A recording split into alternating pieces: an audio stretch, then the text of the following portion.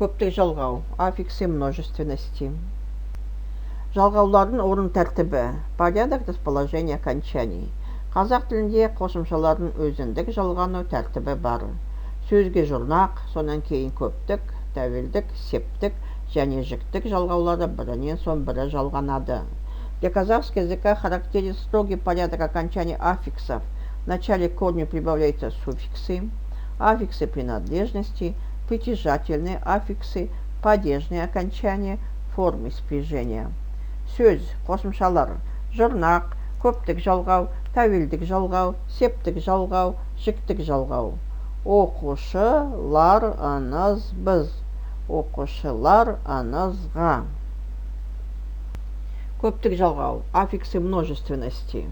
Көптік жалғауы сөздерге көптік мағына беретін көптік жалғаулары арқылы жасалады.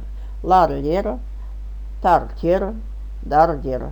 Формы множественного числа имен существительных образуются с помощью окончания множественного числа. Ларлер, тартер, дардер.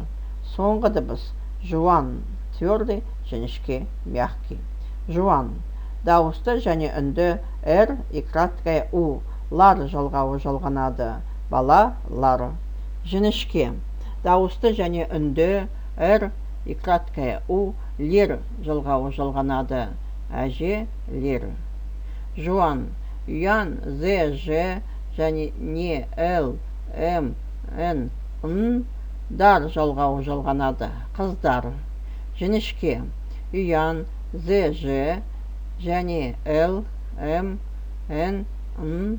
Дер жалғауы жалғанады. Әйел, дер. Жуан.